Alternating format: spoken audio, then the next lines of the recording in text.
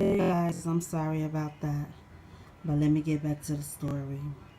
They smirked smiled as they cut open our leather sofa and love chairs, broke vases and dishes, jerked down pictures from walls, and pulled furs and fashion out of our closet, and cuffing my handsome and fashionable father, who was dressed in a thick black suede V-neck suit and sporting black Gucci logo, was enough for them. They seemed to want to destroy his success and lessen him some in our eyes. Jealous motherfuckers, I whispered under my breath before I turned back into the story Raya was still telling. Ragweed and gunpowder. That's all I could smell. I didn't move. I was frozen by the sound of war, Raya said, and struck a frozen, frightened pose. I knew my father and mom were fighting back. After all, the feds were the intruders. The 50 acres and of all animals were our private property, bought and paid for in full by my parents. I slapped house and guards patrolled by our table.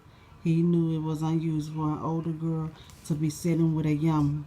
Besides, I was in my red jumper, so he wouldn't be watching closely anyway. Red jumper meant violent. Raya glanced at him.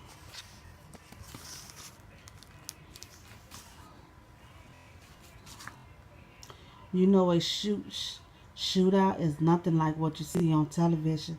The speakers on your TV set can capture the deafening noise of the thickening of the air or the scent of flesh ripped open and guts and blood busting and pouring out till there's nothing left except for dark stains. Raya describes the murder of her parents who were killed defending their freedom, their property, family, and hard work. They went out the right way. That's what they will say.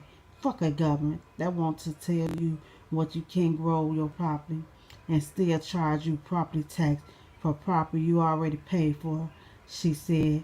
What I guess was either her mother's or father's words. Live free or die fighting, that's our thing. She put up two fingers like a peace sign, but then put her fingers to her lip, pretending like she was smoking a cigarette, but she wasn't. There was no smoking allowed in the jury lockdown. None of us are over 16. Wright and her brother stayed still for days in an underground bunker their father had built long ago. We had books, blanket, a toolbox, and candles, two flashlights, a limited supply of water, a few bags, a first aid kit, flares, emergency items, and canned beans, dry snacks, and of course our guns. When the intruder cars, trucks, sirens, and voice had ceased for more than 48 hours, we climbed out, she said. It wasn't long before their head count confirmed what our hearts couldn't handle, but they had already